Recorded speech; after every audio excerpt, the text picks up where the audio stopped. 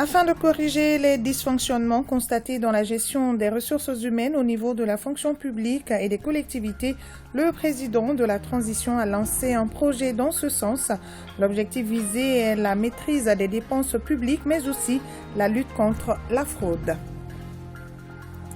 Série d'audiences hier à la primature, le chef de gouvernement a reçu le collectif des villages du cercle de Koro.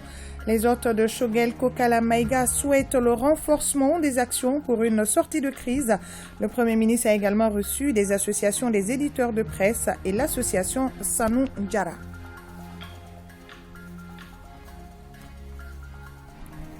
Le commandant du théâtre Est de l'opération Maliko s'est rendu hier à Tessite pour voir les conditions de vie et de travail des troupes. Il a saisi l'occasion pour participer à une distribution gratuite de médicaments aux populations. Coupe ORTM, on en parle ce soir. Les maillots ont été remis cet après-midi aux différentes équipes. Kati et Bougouni viennent s'ajouter aux 6 communes de Bamako pour cette édition qui démarre le 16 juillet prochain. Bienvenue dans la grande édition de ORTM 1. Madame, Messieurs, bonsoir. À l'ouverture de cette édition, lancement à Koulouba du projet du système intégré de gestion des agents des fonctions publiques de l'État et des collectivités territoriales par le président de la transition. Il s'agit en clair de corriger les dysfonctionnements constatés dans la gestion des ressources humaines dans l'objectif de la maîtrise des dépenses publiques, aussi de lutter efficacement contre la fraude dans le secteur public. Selon Assimi Goïta, l'intérêt de ce système résulte de la nécessité urgente de rendre performante la fonction publique de l'État et celle des collectivités territoriales. On en sait plus avec Sira Bachili.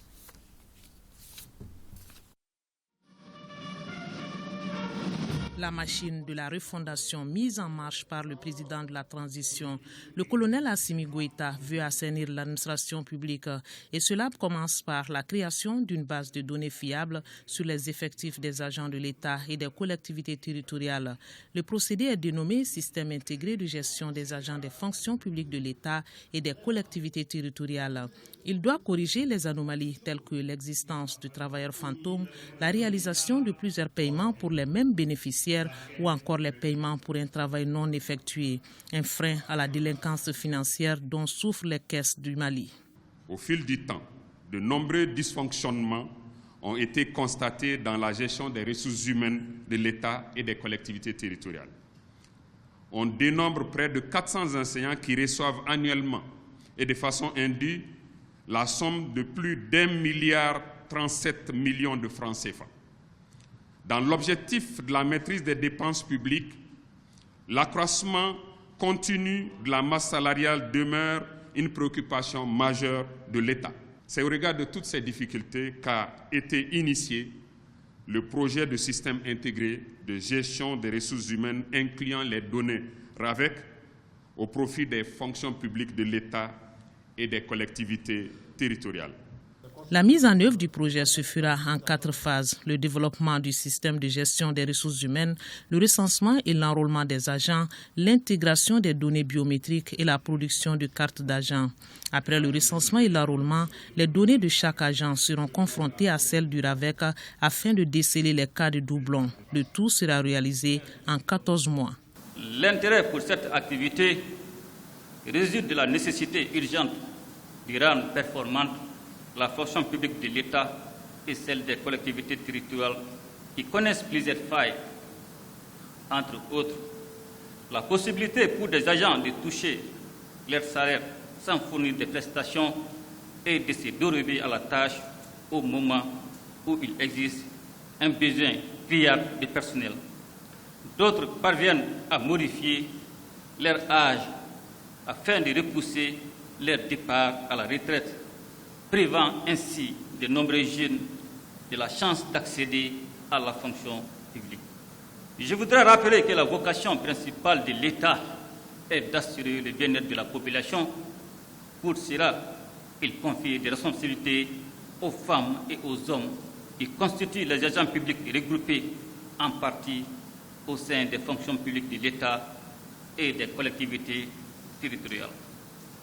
Pour mener à bien leur mission, l'État doit accorder une attention particulière à ces agents en créant des conditions propices à un engagement constant dans l'accomplissement du service public, gage de développement de notre pays.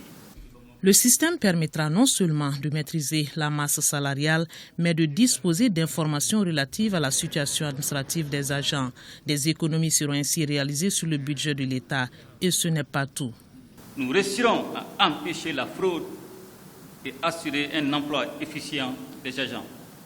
Et je voudrais souligner que dans le cadre de la réduction des dépenses de l'État, des activités seront menées entièrement par les fonctionnaires maliens, sans intervention des sociétés privées.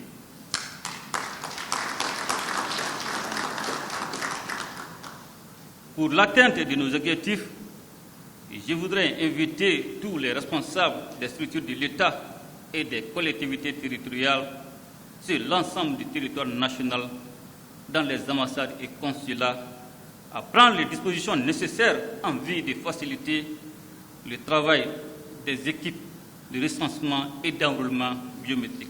La gestion de ce projet est assurée par 2 organes, le comité d'orientation composé des départements de l'administration territoriale, de l'économie et des finances, de la fonction publique et de la refondation de l'État et le comité technique d'exécution.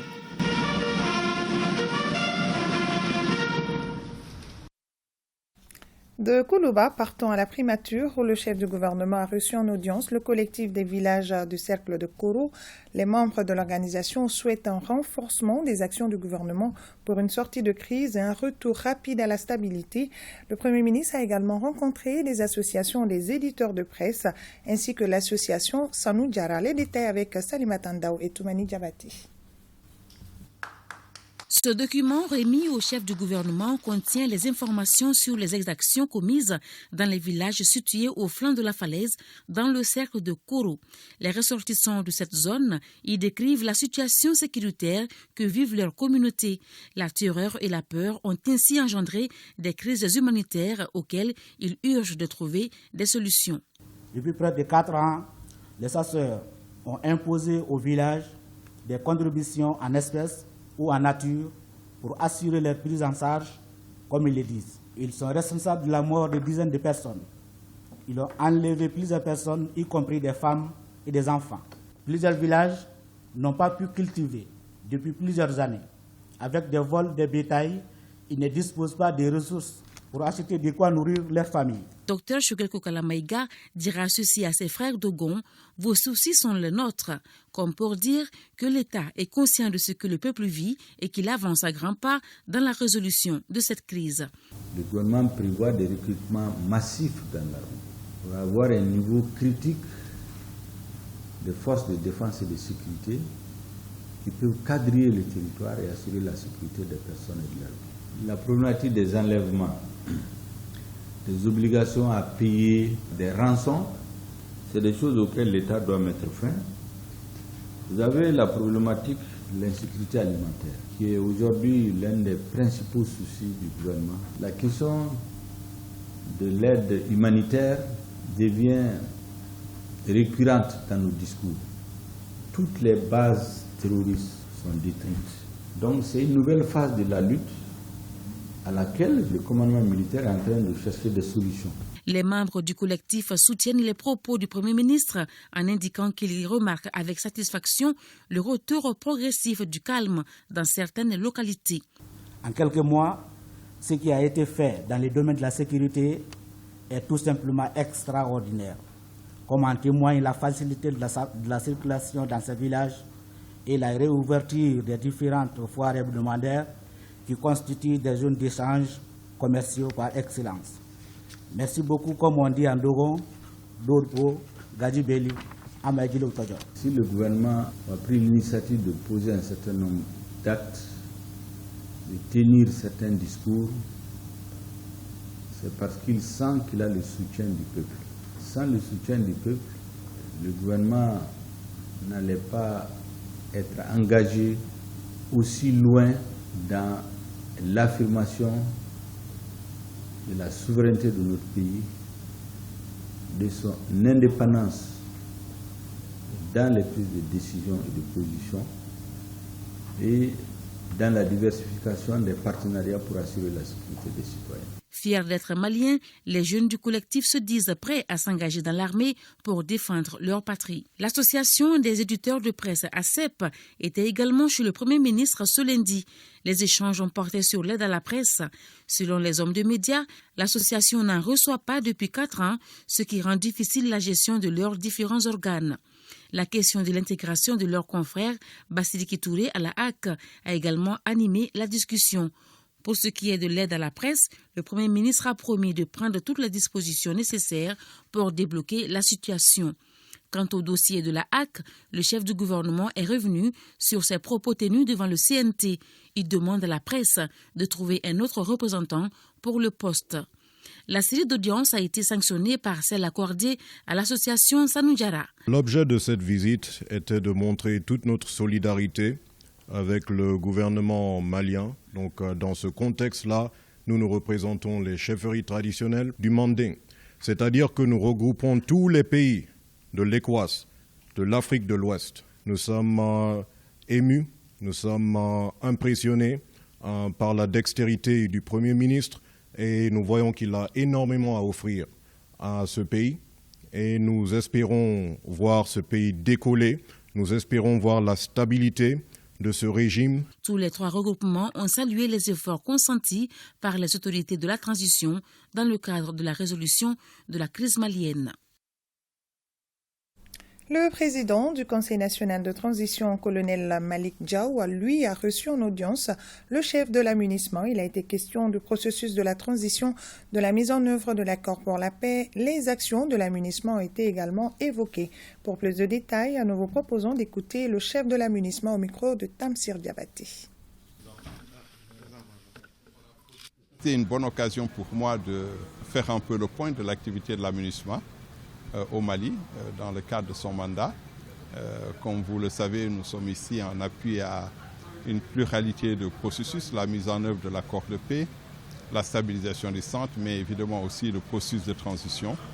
Et nous avons pu discuter des activités conduites par l'amunissement dans ces domaines, mais également du travail que fait le CNT, notamment dans le cadre de la transition, le travail législatif. Évidemment, je suis reconnaissant au président du CNT et aux membres du CNT qui étaient avec lui de nous avoir tenus informés du travail qu'ils sont en train de faire, que le CNT est en train de faire pour faire avancer les processus législatifs liés à l'aboutissement de la transition. L'amunissement, en tant que membre du comité local de suivi de la transition, est activement impliqué dans les efforts visant à faciliter un accord sur la durée de l'extension de la transition. Beaucoup d'efforts ont déjà été déployés, les points de vue se sont rapprochés, mais évidemment, il reste encore du travail à faire. Et je pense que le devoir qui nous incombe tous, Maliens, communauté internationale, est d'accélérer nos efforts, de les intensifier pour arriver à cet accord qui permettra d'ouvrir de nouveaux horizons pour le Mali et de faciliter aussi un soutien international beaucoup plus soutenu en faveur de la stabilisation du pays. Absolument, l'amunissement est là au service du Mali, au service des Maliens. Nous avons un mandat qui couvre un certain nombre de priorités extrêmement importantes pour le Mali. La mise en œuvre de l'accord de paix, la stabilisation du centre, l'aboutissement de la transition, en plus des questions transversales dont nous nous occupons, les droits de l'homme, la protection des populations civiles.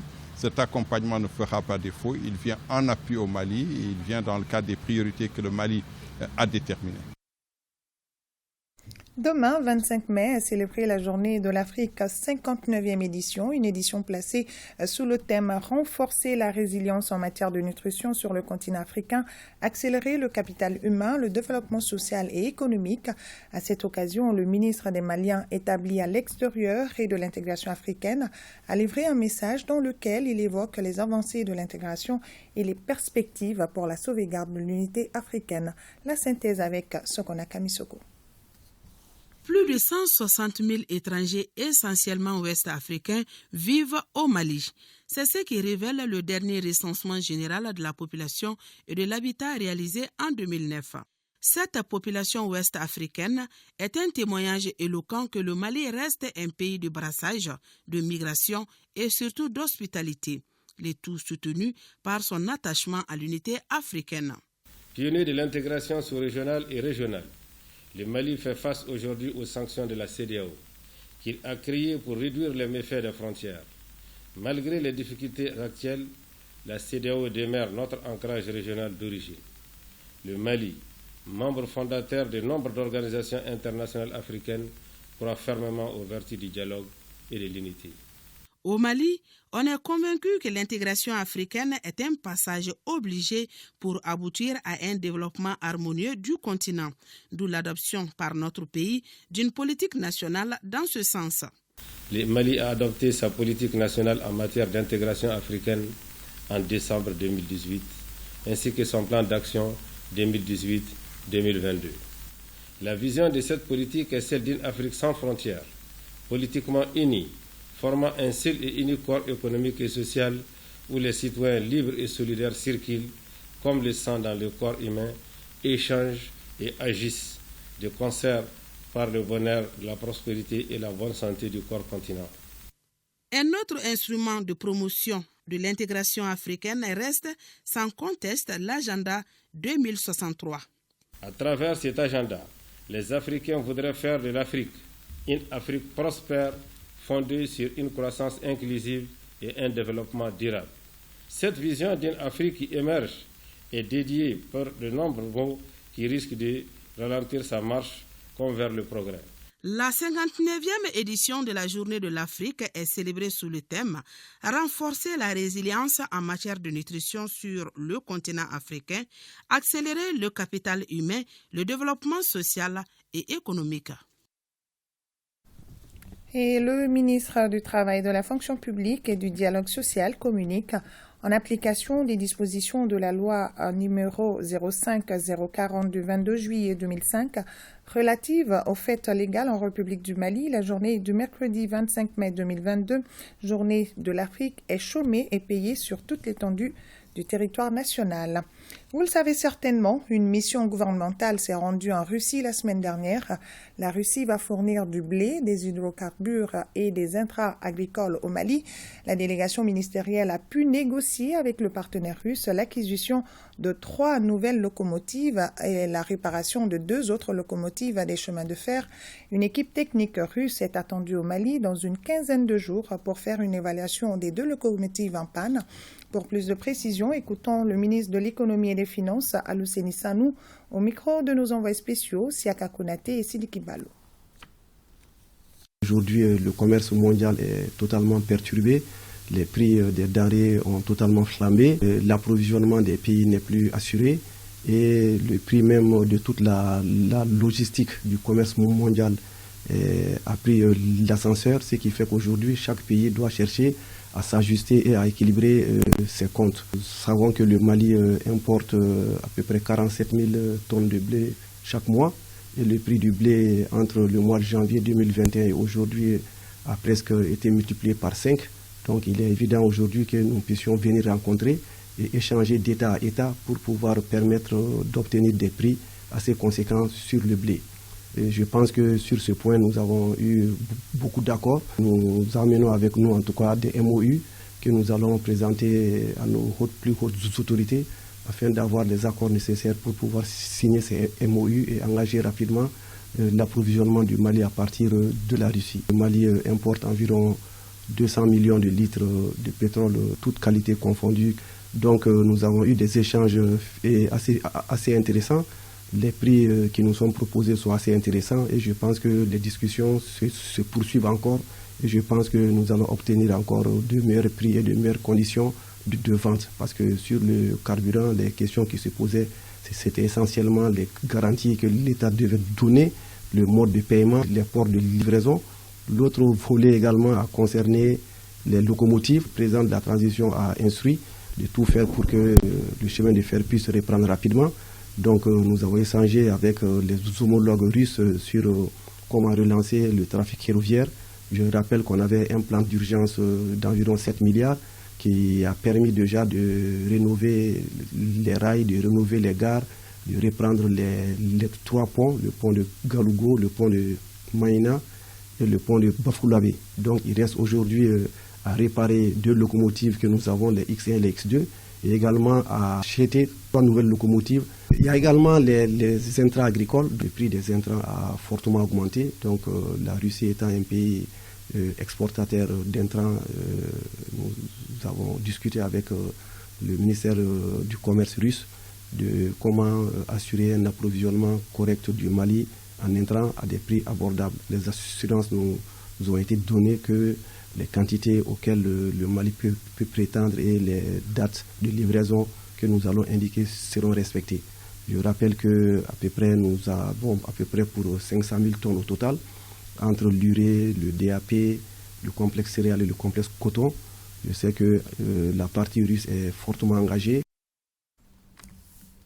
Œuvre sociale du président de la transition, la conseillère spéciale du président de la transition Assimi Goïta est dans la région de Bougouni pour inaugurer 9 forages. Ce geste du chef de l'État a été fortement salué par les populations bénéficiaires. Jafar Aïdara et Djibril Bagayoko. Ces larmes de joie de cette femme marquent l'acquisition de 9 forages à Sirimana, Bambala, Nema, Bonobougou, Yamfolila au titre des œuvres sociales de son Excellence le colonel Assimi Goïta, président de la transition, chef de l'État. Ces forages équipés des châteaux d'eau libèrent ainsi les femmes des corvettes d'eau nocturnes dans les villages cités. On a fait beaucoup de démarches pour avoir l'eau. On a marché, on a été voir même des ministres pour avoir de l'eau. Maintenant que le président de la transition, Assimi Goïta, nous a offert ce don-là, nous sommes particulièrement contents. On est émus, on ne sait même pas ce qu'on doit dire. Donc nous remercions particulièrement le président de la République. Vraiment, on est heureux. Partout où la conseillère spéciale du chef de l'État a inauguré les forages, les interventions ont porté sur l'importance de l'eau dans la vie des populations et va les épargner des maladies liées à la mauvaise qualité de l'eau utilisée. On a constaté que ces villageois, malgré qu'ils n'avaient pas accès à l'eau potable, étaient très résilients. Il y en a qui faisaient des kilomètres pour avoir de l'eau. On a été à Yamfoïla où on a vu les femmes qui ont même pleuré parce qu'elles cherchaient de l'eau parfois jusqu'à 3 heures du matin. Et il y a beaucoup qui ont eu même des problèmes dans leur foyer à cause de ça. Donc ça veut dire que vraiment on remercie encore le donateur pour tout ce qu'il est en train de faire. Et nous, on sera toujours là pour faire le travail qu'on doit faire sur le terrain. Dans tous les villages bénéficiaires des œuvres sociales du président de la transition, des bénédictions ont été formulées à l'endroit du président Assimi Goïta pour l'effort inlassable qu'il fournit au quotidien pour notre pays. Cet après-midi, une caravane est partie de la place de l'Indépendance à la Tour de l'Afrique ce mardi 24 mai pour célébrer l'an 1 de la rectification de la transition. Les organisateurs ont fait une déclaration dans laquelle ils reconnaissent un Mali souverain. Notre équipe de reportage a suivi cette caravane, Drissa Koné et Aruna Diara. Cela fait 1 an jour pour jour qu'une dynamique de rectification de la transition s'est mise en place. Ce fut le début d'une révolution intelligente. Et oui, c'est cette révolution qui est célébrée ce mardi après-midi par des patriotes venus exprimer une fois de plus leur soutien au président de la transition, colonel Assimi Goïta, et à son gouvernement.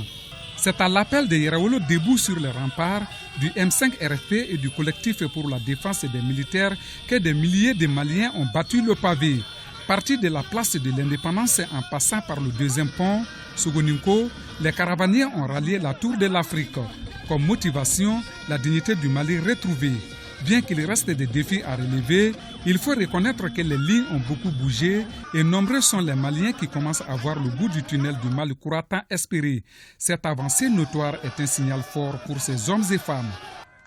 Le peuple malien, réuni comme un seul homme, déterminé, engagé en brigade de boucliers pour protéger la transition, pour protéger les autorités de la transition, pour protéger le président de la République, le président de la transition, le président libérateur, Assimi Goïta.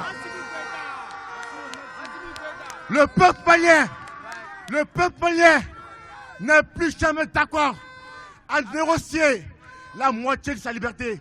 Nous voulons la totalité de notre liberté. Nous demandons aux autorités de la transition de maintenir le cap de la libération nationale. Cette déclaration à la Tour de l'Afrique intervient à la veille du 25 mai, date anniversaire de la signature des accords de l'Organisation de l'Unité africaine en 1963, devenue l'Union africaine en 2002. Point de presse de Front Uni pour la sauvegarde et l'intégrité du Mali, FUSI Mali. À l'ordre du jour, la tentative de déstabilisation du pouvoir déjoué, le soutien aux FAMA et l'organisation des journées de dons de sang en faveur de nos militaires. Reportage Valentin Roger Diallo et Adaman Kamara. Les autorités de la transition sont dans une quête pour restaurer l'honneur et la dignité du peuple. Une quête dans laquelle le chemin est semé d'embûches, en témoigne la récente tentative de déstabilisation du pouvoir en place. Un acte que FUSI Mali, Front Uni pour la sauvegarde et l'intégrité du Mali, condamne. La récente tentative de déstabilisation, déjouée grâce à la vigilance de nos forces de défense et de sécurité, dont nous saluons au passage le professionnalisme, n'avait d'autre finalité que de mettre un frein à la marche de notre pays vers le progrès. Condamnant cet acte ignoble avec la plus grande fermeté, le Front Uni pour la sauvegarde de l'intégrité du Mali appelle à l'unité et à la cohésion au sein des forces armées et de sécurité et exhorte les autorités à faire toute la lumière sur cette tentative dont notre pays n'a nullement besoin aujourd'hui. Notre armée fait un travail remarquable sur le terrain. Pour les conférenciers, elle mérite notre respect et notre considération. Notre plateforme FUSI Mali fait du soutien de l'armée un objectif majeur, en raison du rôle éminemment important que nos femmes jouent dans la préservation de l'intégrité de notre territoire, ainsi que le renforcement de l'unité nationale. Nous devons tenir bon et comprendre que le Mali émergent dont nous rêvons tous est à portée de main. Mais disons-le franchement, il ne se donne pas sur un plateau d'argent. Toujours dans l'optique de soutenir les FAMA, FUSI Mali organisera du 14 au 21 juin des journées nationales de dons de sang à Bamako et dans les capitales régionales. La Banque nationale de développement agricole, BNDA, a tenu à Paris, en France, la 144e séance de son conseil d'administration. La session a été consacrée à l'examen et la clôture des comptes à titre de l'exercice 2021. Il ressort de cette session que la BNDA a injecté 271,4 milliards de francs CFA dans le financement agricole. Elle a terminé l'année avec un total bilan de 656,3 milliards de francs CFA. Commentaire Garibou Pérou. Malgré les multiples crises que le pays traverse, la BNDA maintient une santé de fer. Avec 80 milliards de francs CFA en fonds propres, 10% de plus qu'en 2020, un taux de provisionnement des créances douteuses à hauteur de 100%. Elle conserve le leadership du secteur bancaire au plan couverture des risques et accroissement des fonds propres. Le président du conseil d'administration attribue cette performance à deux facteurs. Avec un total de bilan qui augmente de 16% par rapport à 2020 et qui se fixe à 656,3 milliards de francs CFA, la BNDA fait partie des principales banques de la place malienne. Elle occupe la première place du secteur bancaire malien en termes de fonds propres effectifs qui se chiffre à 80 milliards de francs CFA en 2021 avec une progression de 10% par rapport à l'exercice précédent. Ces performances sont les fruits de la mise en œuvre des orientations du conseil d'administration qui élabore des stratégies adéquates permettant à la direction générale de la banque d'atteindre des objectifs louables et ce malgré un contexte difficile. Après avoir injecté plus de 500 milliards de francs CFA dans divers segments de l'économie malienne, dont 54 au profit du secteur agricole, la BNDA réalise un résultat net bénéficiaire de 11,6 milliards de francs CFA.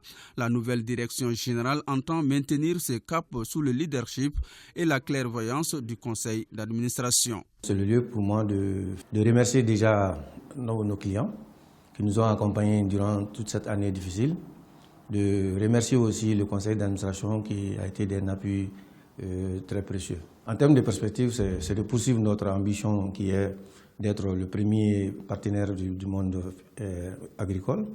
Donc c'est de financer l'agriculture malienne, c'est de financer toutes les chaînes de valeur. L'exercice dont les comptes viennent d'être validés clos constituait la première année de mise en œuvre du 7e plan quinquennal de développement à moyen terme 2021-2025. Ce plan prévoit la digitalisation des outils de gestion, une augmentation du personnel et de meilleures formations afin de relever davantage les défis.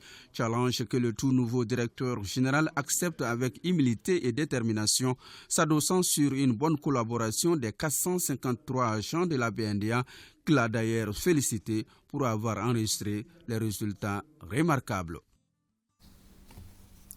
Fin à Gundam de la deuxième édition de la semaine régionale. Ils étaient plus de 500 délégués venus des 5 cercles de la région de Tombouctou. Des soirées culturelles et expositions d'objets artisanaux et des conférences ont été les temps forts de ce rendez-vous. Reportage Yéa Tandina. C'est dans une ambiance festive que les lampions se sont éteints à cette deuxième édition de la semaine régionale tournante de la jeunesse des sports, de l'artisanat et du tourisme à Gundam, région de Tombouctou. Pendant 5 jours, les sportifs ont fait valoir leur talent en athlétisme, basketball et en football, toute chose qui a permis à la région de revivifier sa réserve culturelle et de découvrir les talents en herbe. Pour les organisateurs, les attentes sont comblées. Tout cela ne visait qu'un seul objectif, la victoire de la jeunesse toute entière de la région qui s'est donné corps et âme pour s'inscrire dans la droite ligne du thème choisi pour la circonstance, à savoir paix et cohésion sociale. Notre présence ici dans la région de Tombouctou et particulièrement à Gundam prouve à suffisance la volonté affichée des plus hautes autorités de rester à l'écoute des populations maliennes et d'accompagner des initiatives jeunes partout sur le territoire national. La culture de la paix et la cohésion sociale, thème de cette édition, a permis au ministre de la Jeunesse d'évaluer l'enjeu et saluer l'esprit patriotique qui a prévalu entre les jeunes. Nous avons assisté à quelque chose d'extraordinaire.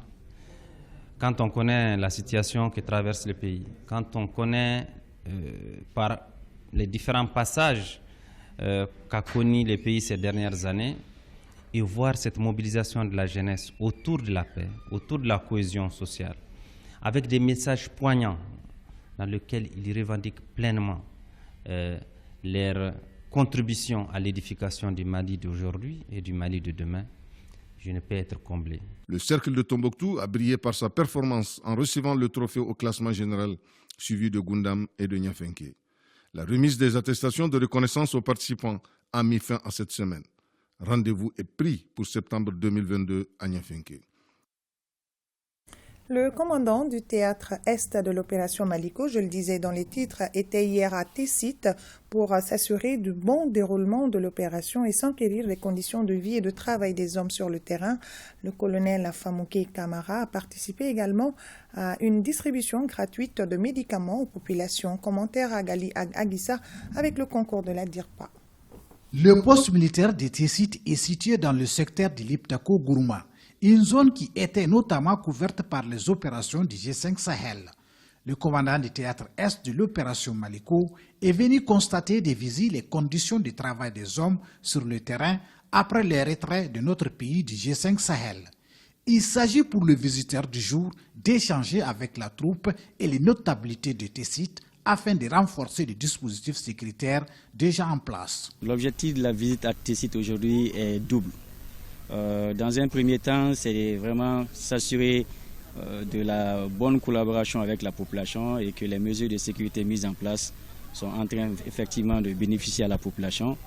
Et le second objectif, c'est de venir expliquer et rassurer la population que la sortie du Mali du G5 Sahel ne va nullement les affecter. Cette sécurité à leur profit sera amplement renforcée pour qu'elles se sentent davantage à l'aise, qu'elles se sentent davantage en sécurité. Une assurance qui s'installe déjà avec une assistance médicale. Plusieurs personnes de la localité ont bénéficié de consultations et de médicaments. Nous avons rencontré le paludisme qui est endémique. Nous avons aussi rencontré des infections respiratoires aiguës. Nous avons rencontré aussi des pathologies dermatologiques. Nous avons aussi senti que la malnutrition est un quotidien. Nous sommes à peu près à l'heure actuelle à 500 consultés. Je fais savoir aux autorités qu'il y a des déplacés de Tessit qui sont à Gao. Il y en a qui sont à Songo. Mais ceux-là sont ceux qui ont le plus de moyens. Ceux qui n'ont aucun moyen, qui sont les plus vulnérables, sont là, ici, à Tessit. Le commandant du théâtre Est de l'opération Maliko n'a pas manqué d'inviter les soldats à plus de cohésion, de discipline et de détermination. Le colonel Famouké Kamara a également demandé la franche collaboration des populations. Les autorités administratives, politiques, la société civile des cercles de Tenenkun, Djéné et Yuaru sont en conclave à Mopti. C'est pour parler de la stratégie de stabilisation des régions du centre et son plan d'action des crises dans ces différents cercles. Le reportage de Idrissa Keita. 120 participants venus de Djéné, Yuaru et Tenenkun échangent à Mopti à travers un atelier régional sur la prise en charge des priorités des populations dans la stratégie de stabilisation du centre. Durant ces 3 jours, il vous est demandé vos besoins et actions prioritaires susceptibles d'amorcer une véritable stabilisation du centre.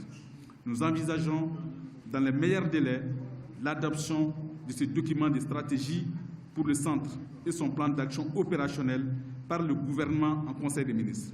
Il s'agira de faire en sorte que cette stratégie soit le document de référence du gouvernement du Mali pour les interventions dans ces régions du Mali.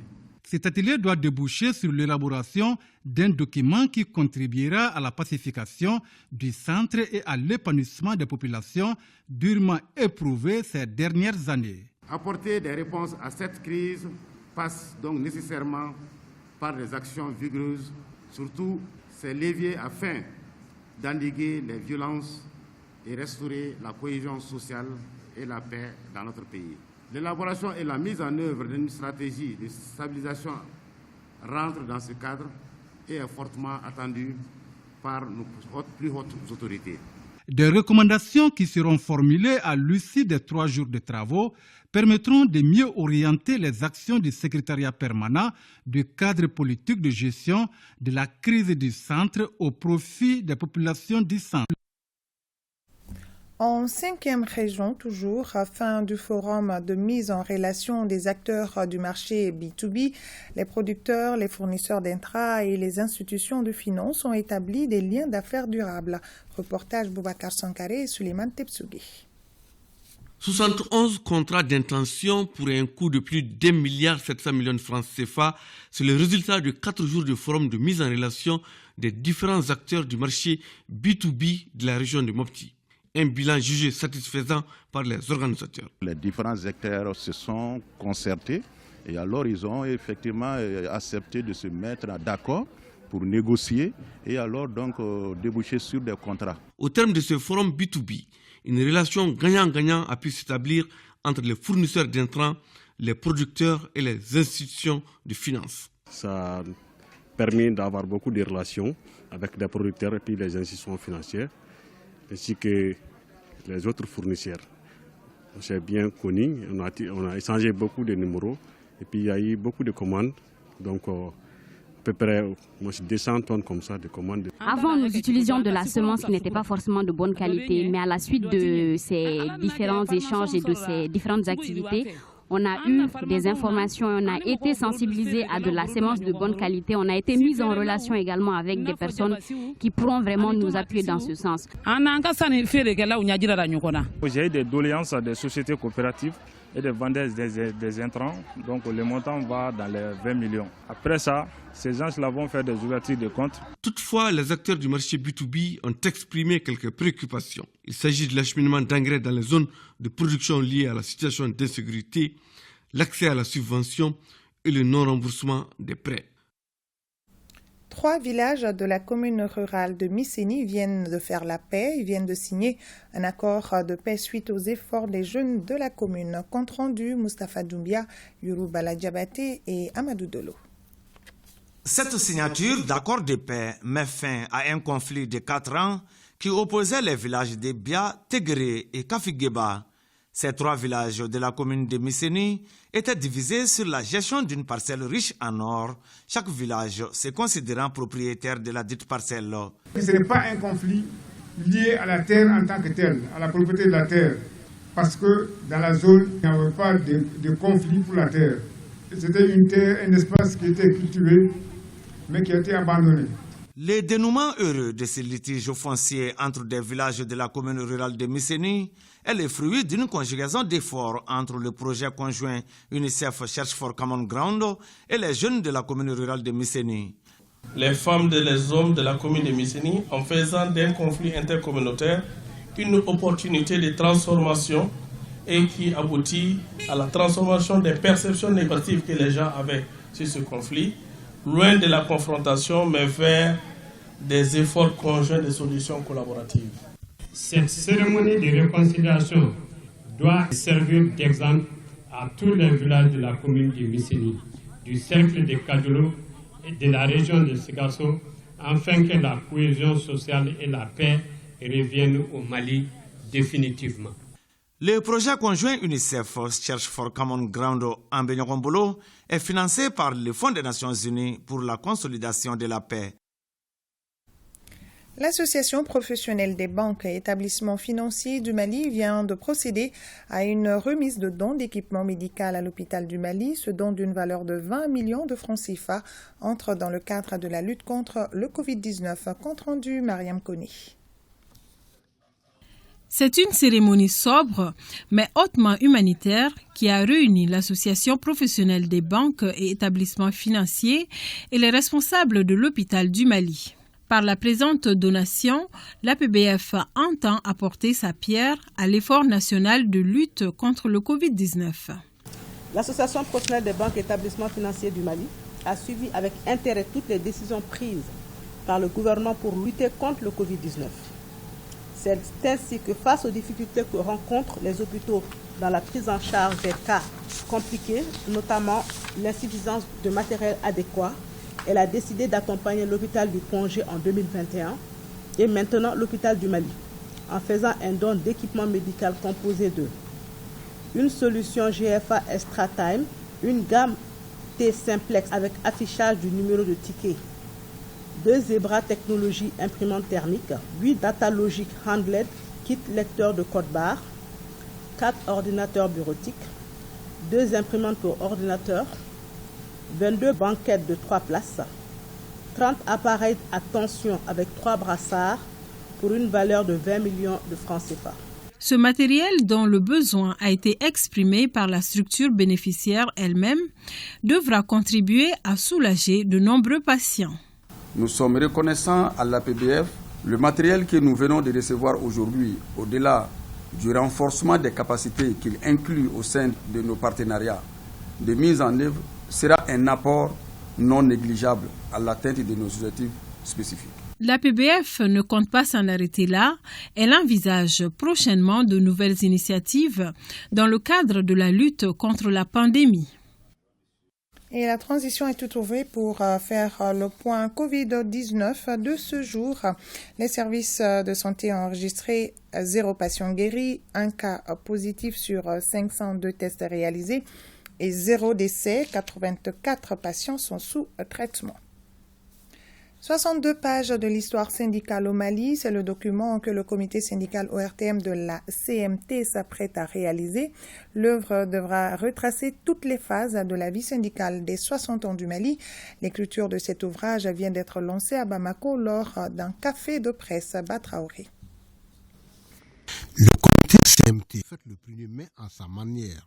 L'écriture des 62 pages de l'histoire syndicale du Mali vient d'être lancée à cette occasion. Nous voulons écrire ce qu'on a appelé les 62 pages de l'histoire syndicale du Mali. Ce sont les étapes, c'est-à-dire quand vous prenez de 1960 à 68, on considère ça comme une page, ça peut faire 52 pages. Le café de presse d'aujourd'hui a un objectif de point de presse, c'est-à-dire se pencher sur les 62 ans de l'histoire syndicale du Mali et d'en écrire les 62 pages. La cérémonie de lancement s'est déroulée en présence de Seydou Diallo, représentant du ministre du Travail, de la fonction publique et du dialogue social. Cet ouvrage permettra de jeter les jalons d'un syndicalisme basé sur nos valeurs sociales et sociétales. Les auteurs et les grandes lignes des 62 pages de l'histoire syndicale du Mali seront présentés le 30 mai prochain au cours d'un dîner de presse. Coupe ORTM, on en parle à présent. Les maillots ont été remis cet après-midi aux différentes équipes et c'est le parrain Yacouba Tomini Diakité, PDG de groupe Toula International, qui a offert ces maillots pour cette édition qui démarre le 16 juillet prochain. Kati et Bougouni viennent s'ajouter aux 6 communes de Bamako. Reportage Mamoutou Danté. Après le tirage au sort des poules de la Coupe ORTM deuxième édition, l'heure est à la remise des équipements aux différentes équipes concernées. Les 8 équipes ont eu chacune 27 maillots et autant de paires de crampons offerts par le sponsor officiel de la Coupe ORTM, Yacouba Ntomini Diakité, PDG du groupe Toula International. À travers cette compétition, les enfants vont s'occuper de jouer au ballon, au lieu d'aller faire des banditismes ou aller prendre des armes et être élus d'eux-mêmes. Ça, c'est aussi un objectif. À travers cette compétition, c'est des enfants au moins de 20 ans qui auront la chance d'être vus à la télévision, qui vont se battre des détours pour devenir le bout de 2 ans pour avoir un contrat professionnel. Même l'année prochaine, Inch'Allah, si Dieu le donne et non plus, je serai encore là pour apporter d'autres choses. Yacouba Ntomini Diakité est un Malien de la diaspora qui ne ménage aucun effort pour faire preuve de patriotisme. À peine la première édition finie, il nous demanda c'est quand la prochaine édition. Et la prochaine édition, voilà, ça commence. Je vous invite à apprécier la qualité des maillots que vous voyez, des équipements que vous voyez ici.